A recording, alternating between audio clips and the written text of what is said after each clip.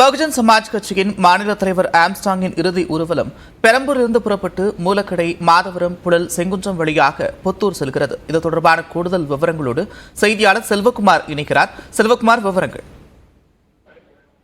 பகுஜன் சமாஜ் கட்சியின் மாநில தலைவர் ஆம்ஸ்டாங் உடல் இன்று மாலை 4 மணிக்கு பெரம்பூரில் இருந்து ஊர்வலமாக எடுத்து செல்ல திட்டமிடப்பட்டுள்ளது. ஆனால் கட்டுக்கடங்காத கூட்டம் காரணமாக சற்று முன்னர் ஒரு 10 நிமிடங்களுக்கு முன்னர் தான் இங்கிருந்து புறப்பட்டிருக்கிறது. ஆயிரக்கணக்கான தொண்டர்கள் வழி நெடுகிலும்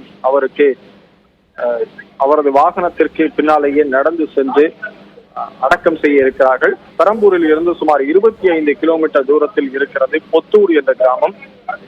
ஒரு ரெட்டில்ஸ் பக்கத்தில் இருக்கக்கூடிய இந்த கிராமம் திருவள்ளூர் மாவட்டத்தில் அமைந்திருக்கிறது. அந்த இடம் வரையிலும் ஊர்வலமாக எடுத்து செல்ல திட்டமிடப்பட்டிருக்கிறது. இதன் காரணமாக 25 கிலோமீட்டர் தூரத்திற்கும் போலீஸ் பாதுகாப்பு அதிகரிக்கப்பட்டிருக்கிறது. எந்த விதமான அசம்பாவிதங்களும் நடைபெறாமல் இருப்பதற்காக ஏராளமான போலீசார் குவிக்கப்பட்டிருக்கிறார்கள்.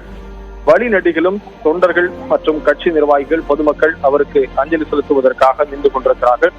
இப்போதும் கூட பல்வேறு சமய சடங்குகள், சம்பிரதாயங்கள் என வழிபாடுகள், பிரார்த்தனைகள் நடைபெற்றுக் கொண்டிருக்கக்கூடிய காட்சிகளை பார்க்கலாம். எனவே சுமார் 25 கிலோமீட்டர் தூரம் இருக்கக்கூடிய பகுதியை சென்று சேர்வதற்கு 4 முதல் 5 மணி நேரம் ஆகும்.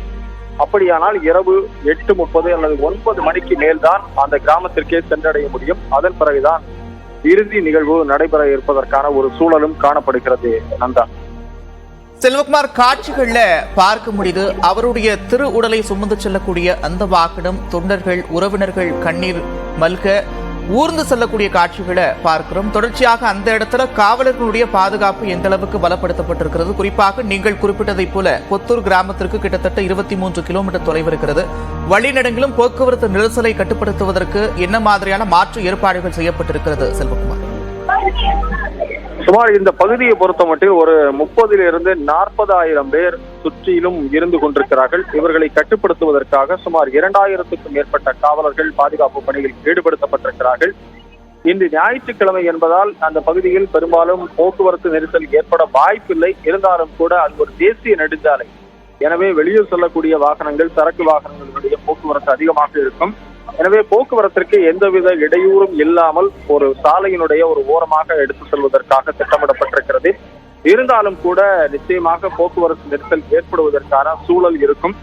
அசம்பாவிதங்களை தடுப்பதற்காக வழிநெடுகிலும் போலீசார் நிறுத்தப்பட்டிருக்கிறார்கள்.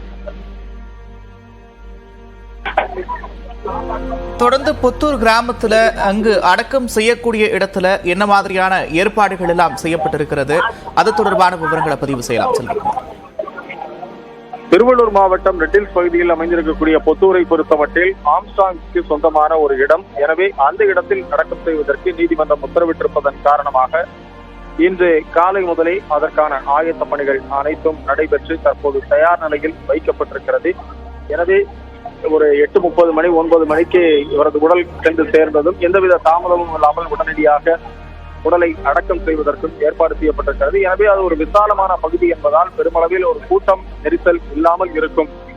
ஏற்கனவே பெரம்பூர் கட்சி அலுவலகத்தை பொறுத்த மட்டில் கூட்ட நெரிசல் அதிகமாக ஏற்பட்டு அசம்பாவிதங்கள், உயிரிழப்புகள் ஏற்பட்டு விடக்கூடாது என்பதை நீதிமன்றம் குறிப்பிட்டிருந்தது. அந்த அடிப்படையில் ஒரு விசாலமான இடம், ஒரு கிராம பகுதி என்பதால் எந்தவித பிரச்சனைகளும் இல்லாமல் உடலை அடக்கம் செய்வதற்கும் ஏற்பாடுகள் தயார் நிலையில் உள்ளது.